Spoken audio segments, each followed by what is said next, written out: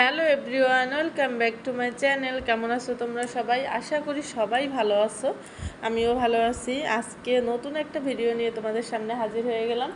আর video শুরুতে বলে রাখি, যার যার আমার ভিডিও ভালো লাগবে অবশ্যই ভিডিওটি দেখার আগে হচ্ছে কি একটা লাইক কমেন্ট করে নেবা, তারপর হচ্ছে চ্যানেলটা সাবস্ক্রাইব করে নেবা, তারপর আমার ভিডিও দেখা শুরু করে দেওয়া।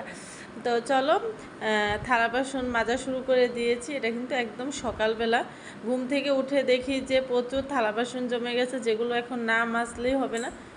থালা বাসন মাজা হচ্ছে কি আমি সব থেকে অলস, এগুলো ধুতে গেলে আমি একদম মানে স্নান করে নেই মনে হয়, এমন একটা অবস্থা বেচিংয়ের জল দিয়ে।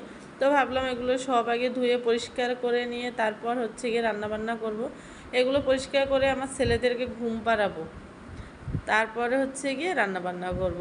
মানে ওরা সজাগ থাকলেও তো আমি কোনো কাজই সুস্থভাবে করতে পারবো না। আর এই থালা বাসনগুলো যখন আমি ধুচ্ছিলাম তখন হচ্ছে গিয়ে কাকি ওদেরকে রেখেছে, ওদেরকে নিয়ে রুমে কার্টুন ছেড়ে দিয়েছি সেখানে। তো আমি ওই ফাঁকে হচ্ছে গিয়ে এগুলো সব ধুয়ে নিচ্ছিলাম। আর যেহেতু আমার স্ট্যান্ডটা নেই, মোবাইলটা এমনভাবে রাখছি যে আমার পুরো মুখটা দেখা যাচ্ছে না।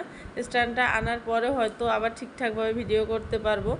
আর স্ট্যান্ডটা যে আমি কোন পেজ থেকে অর্ডার করেছিলাম আমি সেটাও ভুলে গেছি, যার জন্য অর্ডার করতে পারি না। সবচেয়ে বড় কথা, টাকা পয়সা নাই। মানে হাসি পাচ্ছে।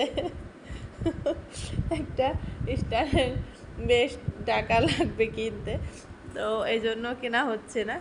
তো ভাবছি 2 দিন পরে কিনবো, কারণ এর আগে আমার একটা স্ট্যান্ড আমার হাজব্যান্ড কিনে দিছে। ওর যত টাকা পয়সায় থাক না কেন, আমি যে কাজটা করি সেটা ওর কাছে একটা ফালতু কাজ মনে হয়। ওর মনে হয় আমার এই কাজের দ্বারা না কোনো ইনকাম আছে না কোনো উপকার আছে, ও মনে করে সবই অপকার। তো একবার যেহেতু দিয়েছে, আর একবার বলার আমার সাহসই হচ্ছে না। বললে হয়তো বা দিত, কিন্তু আমার বলার একদম সাহস হচ্ছে না, যেহেতু স্ট্যান্ডটা আমি এমন জায়গায় রেখেছিলাম আমার ছেলেরা ভেঙে ফেলেছে। তো এখন আর বলার কোনো সাহস বা স্পর্ধা কোনোটাই আমি পাচ্ছি না। যাক, দেখি কিছুদিন যাক, পটাইয়া যেভাবে হোক কিনতে হইবে। আমার কাছে যেহেতু টাকা নাই, আমি যেহেতু কোনো ইনকাম করি না, ওর থেকে টাকা নিয়ে আমাকে কিনতে হবে। তো দেখো, এক ভু থালা বাসন কতগুলো ধুইতে পারবো আমি জানি না, কারণ দুজন ছেলেকে যেহেতু একটা রুমে রেখে আসছি, ওরা যে কোনো সময় রিয়াকশন দেখাইতে পারে, যে কোনো সময় আমি দৌড়ে চলে যেতে পারি, যে কোনো সময় আমার কাজ বন্ধ হয়ে যেতে পারে। তো যতটা পারবো আর কি সামলে রাখার চেষ্টা করছি। আর আগে হচ্ছে গিয়ে কাকি এই ধরনের কাজগুলো করতো, কিন্তু ইদানিং আমার মনে হচ্ছে যে আমার ছেলেদেরকে রাখতে রাখতে আমার মাথা খারাপ হয়ে যায়। তাই আমি হচ্ছে গিয়ে আমার ছেলেদেরকে ওনার কাছে রেখে আমি অনেকটা কাজ করি। তো চলো, এদিকে হচ্ছে গিয়ে কালকে যে মাংসগুলো কেটে রেখেছিলাম তোমরা তো দেখেছিলে, তো সেগুলো আজকে রান্না করব। আর কালকে বলেছিলাম রোস্ট করতে পারি বা কি করব সেটা আমি আজকে দেখাবো। তো যেহেতু এত গরমে আর মনে হলো যে কাকি বলল যে মনি দেখ, এই তো গরমের ভিতরে রোস্ট করলে পোলাও করলে খেতে পারবে না, যেহেতু কালকে খাসির মাংস হয়েছে। তো এই জন্য আজকে আবার ভাবলাম একটু জাল মাংসই করে নিই, আর সাথে হচ্ছে গিয়ে সাদা ভাত। তো দেখো, এটার ভিতরে আজকে অন্য সময় কিন্তু আমি মাংসতে একসাথে মশলা মাখিয়ে দিই, আজকে ভাবলাম যে থাক তেলের উপর দিয়ে দিই। তো এখানে কিন্তু আমি আদা রসুন, তারপর হচ্ছে গিয়ে পেঁয়াজ তো আগেই দিয়ে দিয়েছি, আদা রসুন, তারপর হচ্ছে গিয়ে কাঁচা লঙ্কা, শুকনো লঙ্কা, হলুদ, নুন সব কিছুই দিয়ে দিয়েছি। মশলাটা একটু কষানোর পরে এখন মাংসটা দিয়ে দিব। অন্য সময় আমি কিন্তু একসাথে মাখাই দিই, সেটাও খারাপ লাগে না খেতে, আর এটাও খারাপ লাগে না। যারা আসলে খাবার খেতে পছন্দ করে, বিশেষ করে মাংস পোলাও, তারা যেরকমই রান্না হোক না কেন নুন ঝাল ঠিক হলেই তারা খেতে পারবে। তো সেরকম একজন মানুষ হচ্ছে কি আমি। তো দেখো, কালকে কিন্তু আমি মাংসগুলো একদম রোস্ট করতে পারো সেরকমই কেটে রেখে দিয়েছিলাম লেগ পিসগুলো। তো আজকে আবার ভাবলাম যে থাক, লেগ পিসগুলো কেটে রেখে দিয়েছি, থাক এরকমই থাক। তো ওরকমই যাকে দিব সে খেয়ে নেবে। একটু মানে দাওয়া দিয়ে একটু হচ্ছে গিয়ে একটু কেটে কেটে দিয়েছি যাতে করে সব কিছু ঢুকে। আর মাংসর যে থালাটা ছিল না, ওটার ভিতরে অনেকটা জল ছিল, যার কারণে একদম জল জল হয়ে গেছে। তো ভাবলাম যে জোরে জাল দিলে আস্তে আস্তে ঠিক হয়ে যাবে।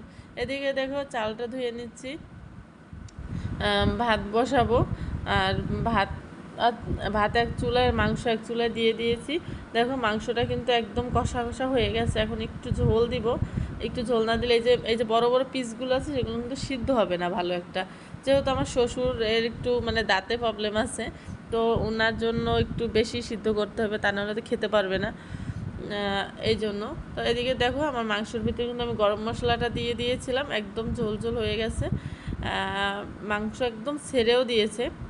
তো চলো এখন স্নান টান করে চলে যাই, তারপরে হচ্ছে গিয়ে কথা বলছি।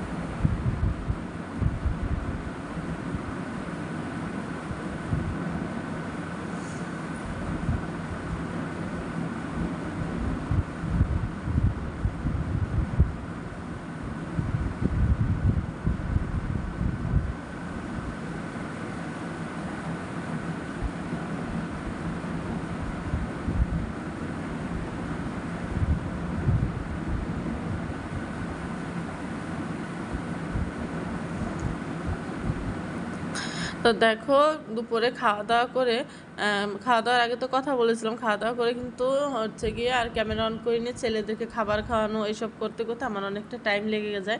তারপর সন্ধ্যার সময় আমার যা আসে তার সাথে গল্প করি, আর ভিডিও করা হয়নি। এটা হচ্ছে গিয়ে 8টা সাড়ে 8টা নাগাদ হইবে।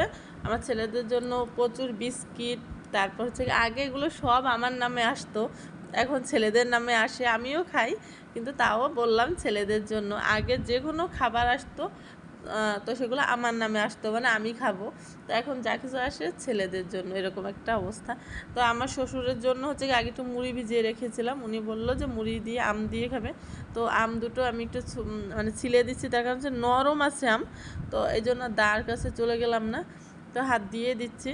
ওনার জন্য হচ্ছে গিয়ে মুড়িতে আম দিয়ে দিচ্ছি। আর আমার বরমশাই হচ্ছে গিয়ে আমাদের জন্য বিভিন্ন খাবার নিয়ে আসছে। এমনিতে আমাকে হাতি বলে, আমার স্বাস্থ্য বেড়ে যায় এরকম বলে, কিন্তু বিভিন্ন ধরনের খাবার নিয়ে আসে, সেগুলো দেখে আমি সহ্য করে থাকতে পারি না। তো সেই খাবার দাবারগুলো এখন খাবো, তার আগে ওনার খাবারটা দিয়ে নেই, যেহেতু উনি আগেই বলেছিল মুড়ি ভিজিয়ে রাখতে, তো মুড়িগুলো তো একদম নেতিয়ে গেছে, তো ওনার খাবারটা এখানে রেখে দিয়েছি। তো চলো আমার ছেলেটাকে আগে নিয়ে আসি, দেখি কি করছে না করছে। এই যে দেখো আমি আর আমার ছেলেকে হচ্ছে গিয়ে আমি জিজ্ঞেস করছিলাম যে বাবা একটু খাও, বললো যে না না না না দেখছি কীভাবে তাকিয়ে আছে, মনে হচ্ছে কি এখন খাবে। তো আমার ছেলেদের বাবা হচ্ছে কি ওর খাবারটা নিয়ে চলে গেছে, আর আমি আমার খাবারটা খাচ্ছিলাম। এখানে ছিল চিকেন ফ্রাইস, স্যুপ, তারপর হচ্ছে গিয়ে বাড়িতে আমরা আলু ভাজাই বলি, কিন্তু রেস্টুরেন্টে তারা আলু ভাজা বলে না। তো সেগুলোই সব মিলিয়ে খাবার দাবার নিয়ে আসছিলো, সেগুলোই খাচ্ছিলাম। আর সব থেকে মজার ছিল স্যুপটা, স্যুপটা খুবই ফেভারিট ছিল আমার, ভালোও লেগেছে খেতে। অনেক রেস্টুরেন্টের স্যুপ ভালো লাগে না, অনেক জায়গাটা ভালো লাগে, স্যুপটা কিন্তু খুবই ভালো লাগছিলো। তো চলো খাবার দাবার খাওয়া তো কমপ্লিট করে নিয়েছি, সবার খাওয়া দাওয়া শেষ, সবাই চলে গেছে। কাজের বুয়া হাজির, সে হচ্ছে কি আমি পিঙ্কি পালকুণ্ড। তো এগুলো সব পরিষ্কার করবো, পরিষ্কার করে ছেলেদেরকে ঘুম পাড়িয়ে ঘুমাবো। তো রাতের বেলা যেহেতু আমি ভিডিওটা শেষ করছি, তাই সবাইকে বলবো গুড নাইট, যে যখন দেখবা তার জন্য সেইটা। তো চলো আজকের মতন টাটা। আর এখন গিয়ে ময়লাগুলো সব ফেলে আসি, ময়লাগুলো না ফেললে টেবিলের উপর থাকলে এগুলো সব আমার কালকে পরিষ্কার করতে হবে, এর থেকে আজকেই ফেলে দিই, আজকেই কষ্ট আমার কম হবে। টাটা।